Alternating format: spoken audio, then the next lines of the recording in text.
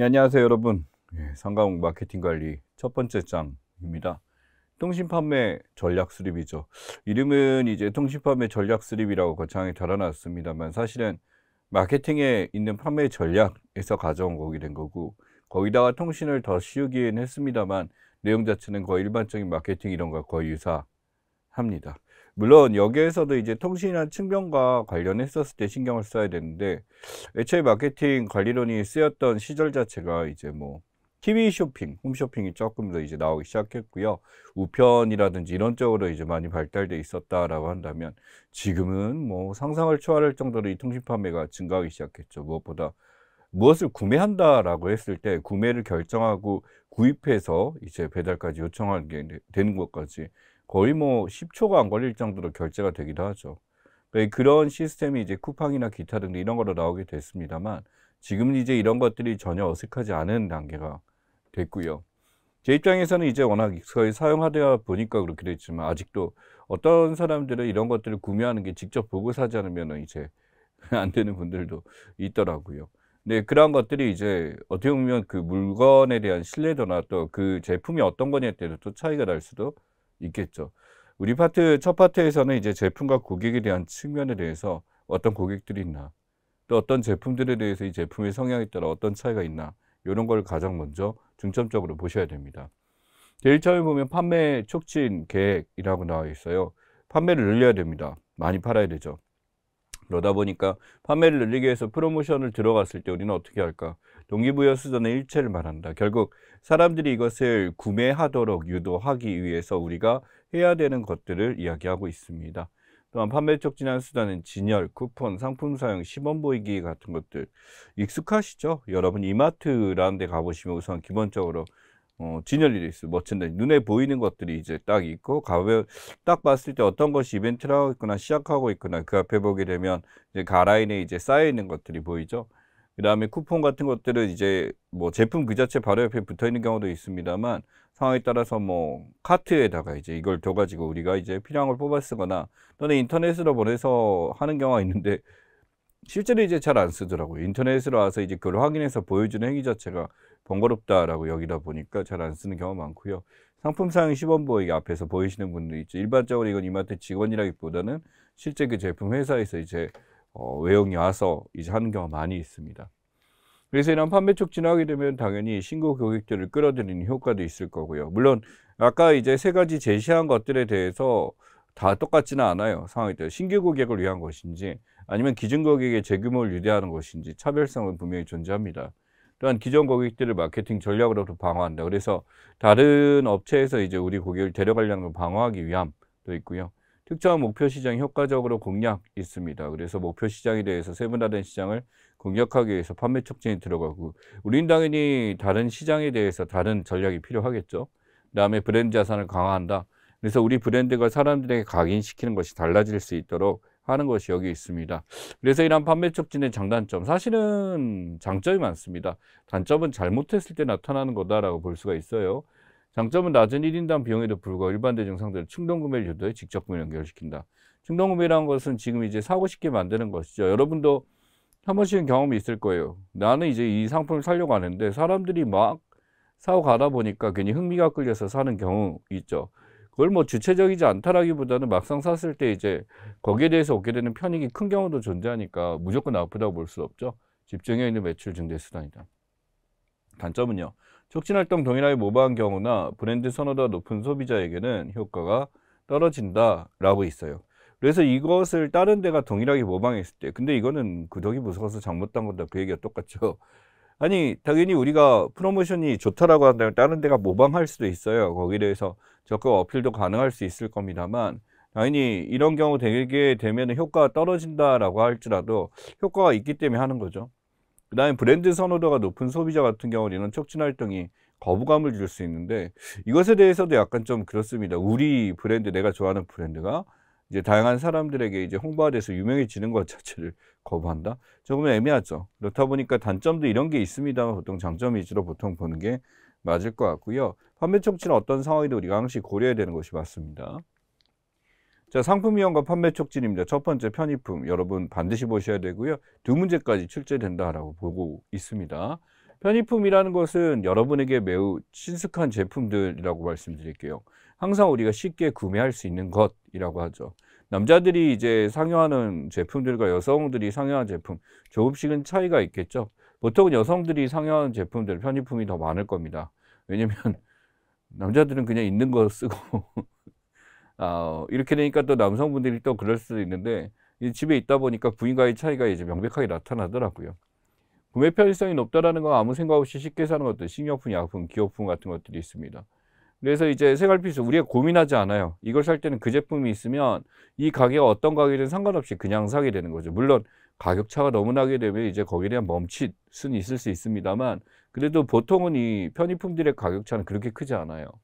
그래서 한번 만족한 상품에 습관적으로 구매한다. 그래서 어느 순간 이제 뭐 주방세제 저희 어머니께서 이제 쓰셨던 거는 그 주방세제 사와라라고 말하지 않았어요. 퐁퐁 사와라 또는 트리오 사와라라고 했었고 이제 치약 같은 경우도 이제 그 당시 프라그 치약이라고 있었는데 프라그 사와라 이런 식으로 이제 어떤 그 상표를 대신해서 그걸 말할 정도로 한 번 사용하게 되면 그냥 계속 사용하게 된 경향이 있었어요. 다인한 가격이 저렴한 편이고 선호 상표 없대 다른 제품 대체 구매한다. 없으면 다른 상표를 대체 구매하는데 또 이런 편의품들의 특징이 포장이나 이런 게 거의 비슷해요. 그리고 제품의 차별성이 약간 없기 때문에 사람들이 쉽게 구매를 하죠. 대체품이 많아요. 그래서 대량 광고를 통한 판매 촉진이 중요하다는 것은 사실 큰 차별성은 없는데 가격에 대한 효과가 매우 크죠. 세일해서 판다라든지 이런 것도 있을 거고요. 그 다음에 구매 시 편리한 위치에 점포를 선택한다. 굳이 항상 사던 데 가서 사는 것이 아니다라는 거죠. 편의품은 굉장히 그래서 문제로 만났을 때 어렵지 않습니다, 여러분. 이제 소매품하고 그 다음에 이제 전문품이 들어갔을 때는 두 가지의 차이에 대해서 좀 미묘한 면이 있는데 편의품은 티가 많이 나요. 이 편의점이라고 하죠. 그래서 편의점에 사실 소매품이 없는 건 아니에요. 있어요. 소매품에 전문품도 가끔 있어요. 일본 같은 경우는 그렇더라고. 근데 이제 대부분은 편의품이죠. 우리가 쉽게 구매할 수 있고 제품의 차별성이 없을 거다라고 확신이 되는 것 또는 애프터 서비스를 굳이 기대하지 않는 것들이 여기에 들어갑니다. 자, 그거에 비해 소매품입니다. 구매 전 가격, 품질, 형태, 요건을 비교해 선별적으로 구매한다라고 있어요. 그냥 사지 않아요. 그냥 사지 않고 조금은 고려하고 상표도 조금 고려하고 사람들의 평도 보고 이렇게 됩니다. 겉옷, 이제 아웃웨어라고 하죠. 그래서 이제 우리가 바깥에 이제 걸치놓아서 안에 건 대충 입어도 바깥에 건 좀 제대로 입어야 된다. 왜? 사람들이 가장 많이 보는 게 그거니까. 그러니까 이너웨어와 아웃웨어의 차이가 거기에 있고요. 뭐 이제 신경 쓴 사람은 이네요. 몸을 보호한다는 차원에서 그것도 중요하다라고 하는데 남자들은 보통 그냥 입는 것 같아요. 네. 지역 가전제품이나 가구 같은 것들 이런 것도 있습니다. 참 이제 언저리에 있어요. 이게 전문품이 되기도 해요. 가전제품 같은 경우도. 그 다음에 가구 같은 경우도 배치에 따라 신경 쓰는 경우가 있습니다만 품질, 가격, 디자인 여러 유통 채널 중에 비교 탐색 많이 합니다. 고려합니다. 소매품은 또 편의품에 비해 소비자가 사회적, 재정적 측면을 나타내는 상품이라고 했어요. 그래서 이걸 구매함으로써 보여주는데 겉옷만 해도 이런 게 있죠. 그래서 제가 거주하는 곳이 이제 인천이에요. 이제 결혼을 해서 이제 거기다 집을 했죠.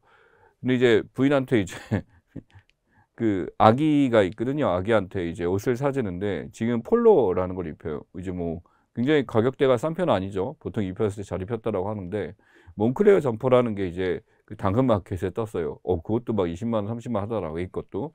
그걸 입힌다니까 부인이 한마디 했죠. 유괴당한다고. 그 얘기는 뭐냐면 지금 이 겉옷이라는 것도 어떻게 보면 사회적 재정적 측면인데 그 옷을 입고 있으면 얘는 정말 돈이 많은 집아이다. 이런 식으로 보일 수 있다라는 거죠. 그런가? 라는 생각을 했어요. 근데 어떻게 보면 그걸 보여주기 때문에 예를 들어 자동차도 좀 그런 거죠. 자동차는 이제 전문품 라인에 들어갑니다만 보여주는 게 있죠. 편의품에 단가 높고 구매수 좋습니다. 뭐 막 겉옷을 막 편의점 가서 사듯이 잘 사는 사람 없겠죠. 소매점의 명성이 중요하여 직결된 유통점포, 점포 내 판매형 역할이 중요하다. 여기서 느낌 파고는 게 있죠. 여러분이 옷을 살 때요. 그냥 일반 매장에 가서 사는 것도 있지만 백화점에 가서 사는 경우도 있습니다. 백화점은 누가 말하지 않아도 30%의 피가 붙어요. 그럴 때 30%의 디스카운트가 들어가면 이제 정상적으로 샀다라고 이제 할 수가 있는 건데 그래도 백화점에 사는 거는 어느 정도 보장이 되기 때문에 라는 게 거기 나타나죠. 자, 그 다음에 소매품을 취급한 상점들이 서로 인접해 있다라고 있습니다. 그래서 어떤 상가, 패션, 의류 상가를 만든다라든지 백화점처럼 이렇게 밀집돼 있다라든지 이런 식으로 형성돼 있으면 뭔가 여기서 구매하게 되면 내가 다양한 것을 비교해 볼 수 있구나라는 것들을 생각해 볼 수가 있습니다. 자, 전문품. 아마 이제 여러분들 입장에서 전문품을 구매할 기회는 그렇게 많지는 않아요. 저도 뭐 차 빼고는 없는 것 같아요. 그지? 여기 오시면 차 카메라도 없고, 전자제품 같은 경우도 사실은 전자제품의 종류에 따라 어떤 가전에 들어간다라고 했었을 땐 선매품에 가깝고, 이제 어떤 전문성을 요구하는 이런 거라고 한다면 여기에 들어가겠죠. 그러다 보니 명품 의류 이런 것도 있고요. 그래서 제가 산 거는 자동차밖에 없네요. 네. 신야 명사에 따라 구매한 제품이고요. 비싸고 특정 상품에만 하는 상표 집착 구매 행동. 그래서 이 상표가 아니면 안 돼. 뭐 에르메스 아니면 안 돼. 고에다 아니면 안 돼. 샤넬 아니면 안 돼. 이런 식으로 이제 디자이너 의류들 이런 것도 있을 거고요. 카메라도 그런 상표적인 측면이 있을 거고, 뭐 피아노 같은 경우 뭐 꼭 야마하를 하겠다 아니면 무슨 뭐 시찬스 뭔가요? 막 독일 거. 예, 저도 뭐 피아노를 좀 쳤습니다. 그래서 아는데 굳이 이제 그 소리에 대해서 구분할 정도로 전문은 아니에요. 제품의 전문성이나 독특성이 대체품으로서 브랜드 인지도가 높다. 높을 수밖에. 이 브랜드에 대해서 이제 대체품이 없다라는 거는 그 상표만이 갖고 있는 특징이 있다라는 거죠. 차이를 못 느끼게 되면 이건 전문품이 아닙니다.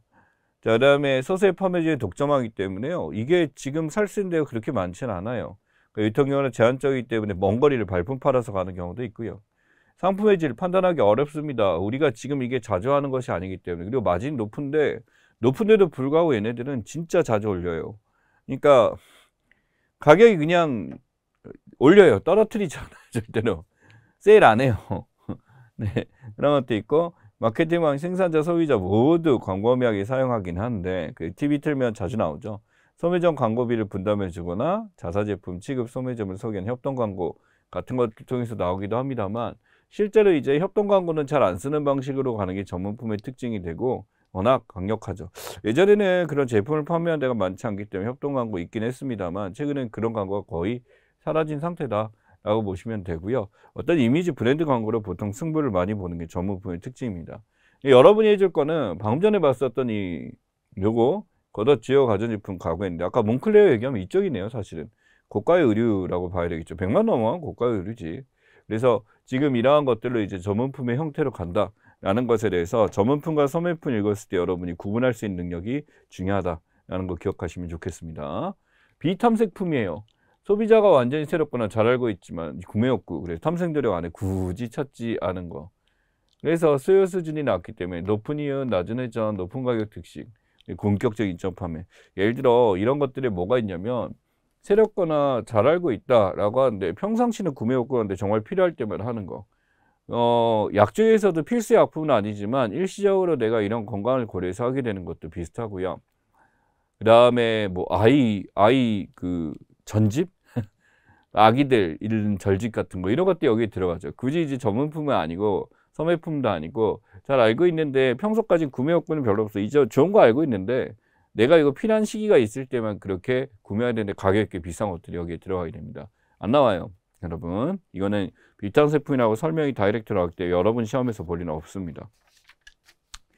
자, 판매 촉진 활동 방향입니다. 지금 이러한 것들에 대해서 우리가 판매 촉진이 들어가야 돼요. 어떻게 할까?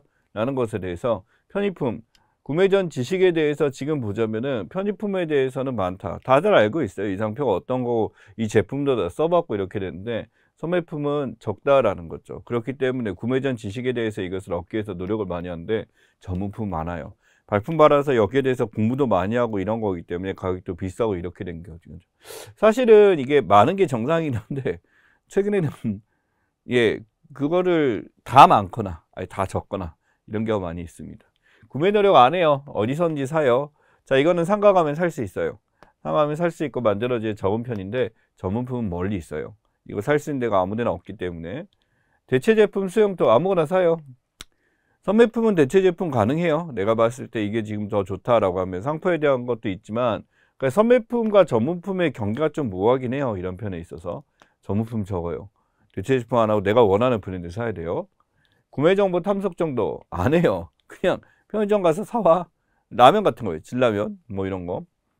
선매품은 높아요. 그래서 사람들이 찾아보고 여기에 대해서 내가 정보가 없기 때문에 지금 이게 좋다더라. 평도 보고 사람 핏도 보고 막 이렇게 돼요. 전문품은 낮습니다. 탐색 정도가 아니라 왜? 그 사람한테 가서 물어봐요. 거기에 담당자가 있으면 그 담당자가 굉장히 전문할 거고 판매하는 사람이 거기에 대해서 따져보고 이렇게 사게 되는 거죠. 구매 빈도 높고요. 보통 낮음. 이건 정확하게 세계가 아니네요. 자, 그다음에 가격은 낮음, 높은, 아주 높은. 예, 이것도 세 개가 나뉘죠. 구매 빈도하고 가격 제일 잘 됩니다. 그래서 어렵지 않죠. 유통 전략입니다. 개방적 유통, 어디든지 쉽게 접근하고 살 수 있는 거. 선택적 유통, 상가 밀집 지역 존재하고요. 전속적 유통, 아무데나 주지 않아요. 지점도 주지 않지, 함부로. 광고에 대한 책임은 생산자들이 지금 해야 되고, 가율적으로 이제 가격에 대한 홍보 많이 하고, 슈퍼에 보면은 이제 세일을 많이 하잖아, 동네 슈퍼. 그다음에 소매점에서 이제 소매품 하는데, 전문품은 공동체 힘으로 공동 광고, 협동 광고 들어간다라는 거 있습니다. 그래서 여기 보시면 성격에 대해서 잘인데, 유통 매장에서 판매 촉진이 효과하는 거라고 한다면 이 편의품 쪽에서 이제 매장에서 직접적으로 이제 붙여놓고 세일 얼마 들어간다라고 하는 게 좋습니다. 그래서 여기 전시장식 포스터 스탠드 같은 거 활용해서 한다라고 하죠. 편의품이란데 전품은 그런 거 아니에요. 전품 이런 거 붙이지 않고요. 가격표도 안 붙이고 이렇게 파일에서 이렇게 보게 됩니다. 브랜드 선호도 높고 전품 방문 전 이미 구매에 대해서 고르기 때문에 내가 지금 원하는 게 맞냐라고 하는 거예요. 최종 소비자의 선호도 형성 구매 환경이 있기 때문에 전문품 가격 안 써있고 물어봐서 이제 셀러한테 확인하고 이렇게 하는 것 중에 하나죠. 편의품의 성격입니다. 시간 노력 이런 거 필요 없어요. 구매 빈도 이런 거 필요 없어요. 비누나 치약 등 어디서나 쉽게 구매하는 것들 비슷한 것들이 여기 있고요. 소매품은 가격, 품질, 모양, 제품 특성 비교 당연히 합니다. 내가 원하는 게 있는지에 대해서 보고 지역별 유통 매장, 냉장고, 세탁기, TV 같은 건데 상황에 따라 있자 전문품이기도 하고요. 예를 들어 무슨 LG 시그니처 라인이나 비스포크 라인 같은 경우는 거의 뭐 이쪽에 전문품에 가까울 정도로 비싸졌고 이제 사람마다 개인들이 원하는 것을 맞춤으로 나왔기 때문에 이제 소매품과 전매품의 경위가 애매하게 됐죠. 브랜드 제품 고유의 특징 차별화됩니다. 소수되면 이제 명품이나 스포츠카 같은 것들. 여기 스포츠카 나왔어요. 자동차가 소매품일 수도 있고 전문품일 수도 있다 이렇게 보는 건데 자동차는 일반적으로 예전 같은 경우는 진짜 아무나 타는 것이 아니었지만 지금은 굉장히 쉽게 구매하는 방식으로 바뀌다 보니까 그래서 이쪽으로 바뀌게 된 거죠. 실제 여러분 그 이마트 편의점에서도 BMW가 팔렸어요. 판매를 한 것도 웃기지만 산 사람도 있었다라는 거지. 예, 그런 식으로 이제 하게 되니까 그래서 BMW 자동차가 편의품은 아니죠. 이게 전문품 같은 그런 고급차인데 판매품처럼 그렇게 구애한 경우도 존재를 한다라는 거 기억하시면 좋겠습니다. 자, 그래서 체크박스 확인 내용 봅시다. 판매 촉진 비중 증가형. 판매 촉진이 왜 중요하게 됐나? 광고 응답. 그래서 소비자들에게 직접 자극하는 판매 촉진이 필요하다. 사람들이 이제 광고에 대한 피로도를 굉장히 호소해요. 유튜브나 이런 거 보게 되면 이제 우리가 무료로 보기 위해서 광고를 봐야 되죠.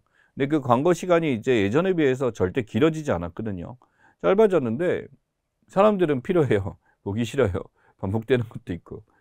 자, 그 다음에 상표 충성도 광고, 가격 미감도 증가. 쉽게 얘기해서 상표에 대한 충성도가 사라지고 다양한 브랜드가 등장함과 동시에 한편으로 어떤 제품 자체에 대한 질을 고려하는 경우가 커졌죠. 여기다 가격 민감도, 가격에 대해서 굉장히 민감해졌다. 비교가 굉장히 편해진 거예요. 어떤 상품이든지 이게 몇십원, 몇백원 싼 것들을 이제 찾아볼 수가 있게 되고 여기에 대한 배송비까지 이런 것들, 서비스의 상태나 이런 것들 다 볼 수가 있기 때문에 민감도 커져요. 마케팅 성과 측정하기 용이하다. 촉진은요, 바로 효과가 나타납니다. 용이하고요. 가시적 결과는 판매 촉진이 최근에는 많이 쓰이고 있다.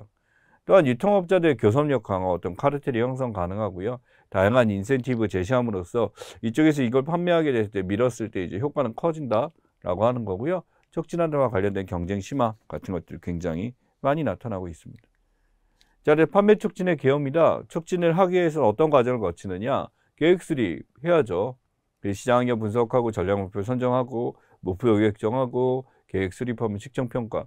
보다시피 실행 계획 세우기 전에 해야 될 거 뭘까요? 환경, 목표, 고객. 세 가지를 이제 먼저 순서대로 해야 된다라는 것 좀 기억하세요. 환경, 목표, 고객. 그 다음에 실행 계획 들어간다라고 하는 거 기억하셔야 됩니다. 판매 촉진 유형과 특징이에요. 소비자 촉진, 소비자한테 직접 건드려서 하는 케이스들 이야기하는 거죠. 최종 소비자 상대로 자 견본, 사은, 쿠폰, 마일리지, 추첨 다들 활용하고 계실 겁니다. 이제 저도 이제 다른데 강의하고 있는 곳에 밑에 이제 커피숍이 있어요. 그러면은 그 커피숍에 쿠폰을 주거든. 쿠폰에 보면 도장 찍어서 이거 다 채우면 이제 아메리카노 주고 하게 되는데 뭐 아메리카노 한 잔에 거기가 3,300원 정도 한다니까 하나 찍을 때 330원 정도죠. 아니 왜 안 받아? 물론 이제 지갑에 쌓이는 이런 것도 있죠. 마일리지 같은 거 이제 항공사 마일리지 같은 거 저 같은 경우 비행기를 많이 타서가 아니라 카드를 그걸로 했어요. 그래서 카드를 가지고 마일리지 모아서 가기도 하고요. 추첨 같은 것들 통해서 하게 되는데 추첨은 요새는 이제 생각보다는 그렇게 많이는 안 하는 것 같고 견본과 사은품 같은 걸 받아가지고 이제 확인도 하죠. 그래서 이렇게 관심과 이해에 대해서 놀리는 것들, 매출 증지하는 것들. 물론 요새는 어느 순간 견본품, 사은품이 너무 많게 되면 사람들이 이제 견본이나 사은품을 안 주게 될 경우 안 사요. 그러니까 항상 이제 여러 편의점 가보시게 되면 실제로 어떤 편의점은 1+1, 2+1이 그렇지 않은 상품이 더 많은 것도 있어요. 그러니까 그게 안 붙어 있으면 안 사는 거야. 근데 그게 붙는 것도 이유가 있어요. 실제 이제 가격을 올렸을 때 보통 그걸 붙여서 비싸게 안 보이려고 하는 거지. 사람들이 2+1에 하게 되면은 분명히 얘가 가격을 올렸는데 하나를 더 주기 때문에 마치 이게 비싸 보이지 않는 거야. 그래서 순서대로 1+1 하고요. 그 다음에 2+1 하고요. 그 다음에 원가제를 한 다음에 또 가격 올립니다. 근데 이 가격 올리는 빈도가 굉장히 높죠. 예. 그 다음에 점포 승차선 제거를 목적으로 직접 접촉하여 구매결정, 과학적이란 점내 판매 촉진. 그래서 실제 이제 점내 이제 내방을 하셨을 때 소비자들이 여기에 대해서 판매하는 것들 이야기합니다. 자, 유통업자 촉진, 트레이드 프로모션. 그래서 유통업자들에게 이제 경영활동 지원이나 협동 강화, 진열 보조금 같은 거 상품에 대한 프로모션, 판매 장려금이죠. 이거 많이 팔게 되면 거기서 이제 좀 더 드릴게 라고 하게 되는 이런 것들을 통해서 이제 유통업자 지원이 있고요. 판매원 촉진이 있습니다. 이제 세일즈, 바로 이제 세일즈포스에다 주게 되는 경우는 판매 기법이나 상용화, 판매 경진대회 같은 걸 통해서 이제 세일즈맨이라고 하죠. 자동차 세일즈도 있을 거고 여러 가지 다양한 것들 존재합니다만 이러한 판매원 촉진을 통해서 이 사람이 들어가는 피가 커질 수 있게 되는 상황이 나타나게 됩니다. 자, 그래서 판매 촉진 이용과 점내 판매 촉진 나와 있습니다. 판매 촉진 이용 보면 소비자 촉진은 최종 소비자 구매 시점 단계에서 이제 판매하게 이제 찌르는 것, 넛지를 가는 것을 얘기하고 점내 판매 촉진 방문하신 분들한테 하고요. 판매원 촉진은 유통업자, 판매원대 동기부여함으로써 이제 실적 발표하고 이제 보너스 주고 하는 것도 여기 들어가고요. 유통업자 촉진은 제조업자들에게 거래 대상 유통업자들에게 좀 더 찔러주고 뭐에 대해서 상품을 이제 챙겨드리고 하는 것들이 여기에 들어가게 됩니다. 그래서 이러한 판매 촉진을 통해서 결국 이것을 올리는 방식들을 제시하게 되죠. 자, 그 다음에 고객 구매 행태 지금 나와 있습니다. 고객 구매 행태 및 선호 명성. 우리가 고객이 어떤 고객들이냐, 고객들의 상황에 따라서 이런 선호도, 특성에 따라서 당연히 판매 촉진도 달라질 수 있습니다. 여러분이 실제로 이제 전화를 통해서 만나는 고객들도요, 이 사람들의 말을 들어보기도 이 사람이 성향이 뭐구나 하는 것을 파악하는 게 굉장히 중요하죠. 그래서 이제 고객의 유형을 분류하고 그 유형에 따라서 접근 방식을 달리하는 게 어떻게 보면 텔레마케터들이 하는 것 중에 하나입니다. 소비자 행동의 개요죠. 구매 전부터 구매형까지, 그리고 고충정의 제품 서비스까지, 구매하는 행동까지 모든 것들을 소비자 행동이라고 한다. 구매 행동이 있고 소비 행동이 있다. 구매 의동은 구매 의사결정, 구매행위고 소비라는 것은 실제로 소비자들이 갖고 있는 제약과 소비되는 과정에 해당하는데 안 나와요. 그래서 구매한 소비까지만 있다. 구매한 소비가 소비자 행동에 들어간다. 이 정도만 보시면 됩니다. 행동 분석 들어가죠. 시장 세분화 기초로 활용된다. 그래서 소비자 행동의 어떤 행태들을 구분함으로써 어떤 시장으로서 하게 된다. 차이를 둔다라고 하는 것 중에 하나고요. 개인적, 심리적, 사회문화적 특성, 구매 결정에 분석합니다. 이 사람의 연령대, 이 사람의 직업군 같은 거, 이 사람이 거주하는 지역이나 이런 것에 따라서 구매를 분류하고요. 전체 시장 세분화 갑니다. 세분 시장을 표적 시장에서 신제품 개발, 마케팅 전략을 수립한다. 최근 같은 경우 이제 지역별로 이렇게 나올 때 뭐가 많이 증가했냐면 마케팅이 바뀐 거죠. 1인 가구에 증가죠. 그러니까 어떤 가족끼리 모여서 하는 것이 아니라 1인 가구가 거의 40%까지 이제 도달하는 지역도 있기 때문에 그러면 이제 마케팅이 들어갈 때 전체로 하는 게 아니라 한 사람을 대상으로 이제 하게 되는 것도 이제 일어나게 되는 거고, 제품이나 이제 먹는 것들 같은 경우 당연히 상품 자체가 커져서는 안 되겠죠. 이 사람들이 일반적으로 혼자서 먹기 때문에 큰 양을 요구하지 않고 가격이 조금 비싸져서 소분화된 걸 원한다라는 거지. 아니면 많은 것도 소분화 따로 이제 각기 표장을 해가지고 나눠주게 되면 오히려 효과가 있을 수도 있겠죠. 그다음 마케팅 전략이 들어가게 됩니다. 행동 분석 단계 마케팅 믹스 실행 단계. 그래서 믹스를 실행 단계에 들어가게 되고요. 통제할 수 있는 건 제품이나 가격, 유통 촉진 같은 거 하게 되는데 정치 경제, 이제 외부적인 거시적인 환경은 우리가 이제 이것을 제어할 수 없는 것이다라고 해서 들어가는 것 중에 하나입니다. 그다음에 소비자 행동 단계에서 이제 나타나게 되는 거, 이제 구매와 소비의 단계에서 나타나는 거는 소비 특성과 구매 의사 결정 과정, 소비와 구매에 대한 얘기죠. 행동 자체에 대해서 우리가 관리를 해야 되고, 소비자 반응 단계, 이제 반응에 대해서 상호작용, 우리가 뭘 촉진을 던졌을 때 나오는 반응에 대해서 제품 또는 브랜드 선택 이루어질 거고요. 대체제를 고를까라는 고민이 일어날 거고, 소비자원의 특징이나 패턴 같은 걸 이때 읽을 수도 있고요. 구매 시기, 구매량 같은 걸 통해서 이러한 고객들의 수준을 우리가 구분할 수도 있습니다. 자, 그렇다면 이러한 소비자 행동의 분석을 통해서 또는 그 환경 분석을 통해서 우리가 알 수 있는 건, 이걸 통해 어떤 목표 고객이 누가 될 것인가, 주 고객이 누가 될 것인가 이런 것을 잘 관리해야 되는 과정 중에 하나입니다. 소비자 의사결정 같은 경우 문제인식, 정보탐색, 대안평가, 선택, 구매 후 행동 순서대로 이런 단계를 거치게 돼요. 문제를 인식하면 그 다음에 정보를 탐색하게 되고요. 그럼 정보를 탐색하게 되면 우리가 이런 정보 중에 다양한 안이 나왔을 때 대안을 찾아보고요. 대안을 찾아보면서 거기에 대해서 나한테 가장 많이 주는 편익 주는 것을 선택하게 되고요. 그다음 구매 후 행동이 됩니다. 순서대로 이제 문제의식, 나 살 필요가 있어, 뭘 사야 될 것 같아? 정보를 찾아봐요. 의사결정에서 다양한 정보 찾아봅니다. 그러다가 이에 대한 대안평가 들어가요. 제품이나 만족이나 평가 기준에 따라서 이제 대안을 찾고요. 그 다음에 여기에 대해서 구매가 이루어집니다. 그래, 난 이게 맞을 것 같아 라고 하면서 구매가 이루어지고요. 이제 구매의 만족, 불만족, 평이나 이런 것들 여기다 적어내기 시작합니다. 자, 그 다음에 소비자 행동 영향 요인이 있습니다. 행동에 영향을 미친 내부적 요인, 동기, 성격, 지각, 학습, 신념, 태도 이런 것들이 있다고 하네요. 행동에 영향을 미치는 요인이다 보니까 결국 이 사람들이 가지고 있는 것이 실제로 구매에 영향을 미친다라는 겁니다. 내 행동에 영향을 미치는 외부적 요인의 증거 집단, 가족, 사회계층 문화. 이 사람이 어떤 집단에 속했냐. 증거 집단 또 뭐냐면요. 또 마케팅이 중요한데 본인이 지향하는 집단이라고 생각하시면 돼요. 내가 속하고 싶은 집단이에요. 여러분이 지금 텔레마케팅 관리사 시험을 준비하고 있다라고 한다면 텔레마케팅 관리사라는 거기에 속하게 되는 그 자격을 얻은 사람들의 집단이 증거 집단이 되는 거예요. 그러니 내가 지금 어떤 물품을 샀었을 때, 예를 들어 명품을 샀다고 합시다. 예를 들어 샤넬백을 샀어요. 그럼 샤넬백을 가지고 있는 사람들의 집단에 속하기 위해서 거기에 들어갔다라는 거지. 단순히 샤넬백이 이뻐서 샀다라는 것도 있지만 적어도 샤넬백을 상 능력이 있는 사람들은 이 백을 가진 사람들이 어떤 사람인지 알고 있기 때문이에요. 만약에 샤넬백이 그냥 이뻐서 샀는데 이걸 전부 다 막 70대, 80대 할머니들만 들고 다닌다라고 해볼게. 근데 난 이게 이뻐.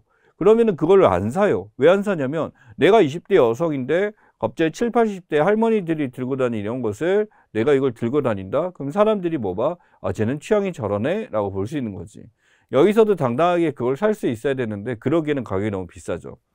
그러니 우리는 어떤 물건을 살 때 이제 편의품이 아니고 전문품이나 선매품 같은 경우는 이걸 주로 구매하는 사람들이 어떤 성향을 갖고 있나 여기에 대해서 생각을 안 할 수가 없습니다. 그러니 그런 사람 속에 증거 집단이고요. 또는 가족, 패밀리에 영향받고 사회계층, 내가 지금 어떤 층에 속하냐에 따라서 거기에 따른 소비가 일어나고 문화도 마찬가지죠. 그래서 소비자 의사결정 영향 요인 보시게 되면은 내부 영향 요인이 있고요. 그 다음에 사회계층이나 여기에 따른 게 또는 하위문화. 하위문화는 뭐냐면 내가 속한 집단이에요. 내가 지금 대학생이다라고 하는 것도 있고요. 내가 지금 직장인이다라는 것도 있고요.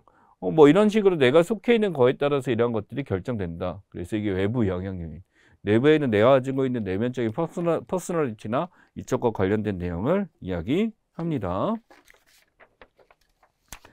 그래서 이러한 고객 충성도에 따라 우리가 구분할 필요가 있습니다. 고객 충성도에 따라 구매용의자, 구매할 능력이 있는 모든 사람들이 이야기해요. 그래서 당연히 구매를 할 생각이 있기 때문에 자산품 이용 여부가 불확실하다라고 나왔어요.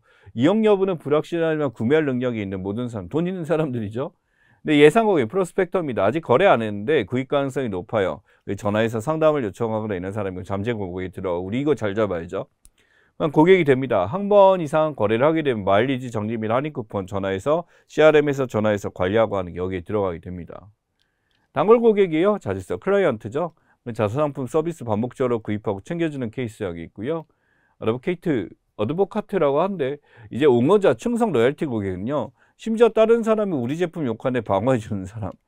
애플 같은 경우 이런 고객들 많죠. 애플 아이폰을 좋아하는 사람들이 이렇게 하게 되고 애플 아이폰은 어느 순간 이제 성인들 좋아하긴 하는데 아이들도 애플 안 사주면 이제 화를 내는 아이들도 있다고 합니다. 아니 그럼 애플 다 사줘야 된대요. 예. 자, 그래서 이렇게 될 경우 적극적 사용 과정, 간접적 광고 효과 발생 시 핵심 고객 본인들이 알아서 홍보해주는 케이스고요. 동반자 고객이 있으면 파트너 의사결정까지 같이 하기 때문에 이거는 고객 수준을 넘어서서 이제 정말로 이제 함께하는 이제 회사 같은 이런 거다라고 볼 수 있습니다. 네, 비자격 잠재자예요. 구매 가능자 중에 자사의 제품의 필요성을 느끼지 못하는 구매 능력이 없다. 예를 들어 이제 저도 인터넷 이제 와이파이 설치를 해서 그렇게 사용하고 있었는데 인터넷 설치를 하면서 느꼈던 점이 방에서 못 썼어요. 방에서 결국 유선으로 이렇게 썼거든요. 근데 이제 다른 데로 바꿨어. 다른 데로 바꿨더니 이제 돼. 너무 잘 돼. 방에서도 와이파이를 쓸 수 있구나. 처음 알았어. 한 집 안에서. 그러니까 그전에 게 문제가 있었던 거지 사실은. 그래서 구매는 없다 판단되는 고객이 있다. 그래서 그 사람 같은 경우 이제 제가 이제 이 제품에 대해서 이거 얘기했어요. 분명히 안 된다 방에서 고쳐달라고 했는데 안 되더라고. 그래서 이게 판단되는 고객이다. 그렇고요. 한계 고객입니다. 고객에서 얻는 수익보다 기업에 주비하는 비용이 더 많이 드는 고객. 그래서 이 한계 고객 같은 경우는 빨리 놔주는 게 필요합니다. 심지어 이제 블랙 컨슈머로 가거나 이런 경우도 있고 오히려 이들을 관리하는 것 자체가 훨씬 더 힘들다라는 거죠. 그의 신고객 최초 구매자, 기존 고객, 반복 구매자, 이탈 고객. 물론 이 안에 이제 같이 공통적으로 성향이 있습니다만 이 안에서 고객들을 구분할 때부터 행동별로 따른 분류가 마케팅에서 많이 쓰는 것들 중에 하나입니다. 이제 이 다음으로 봐야 될 게 바로 고객 선호에서 통신 판매 고객 유형이에요. 여러분들이 이제 만나게 됐을 때 실제 고객 분류로 들어간 내용인데 자세하게 한번 읽어보시고 우리 다음 시간에 확인해 보도록 하겠습니다.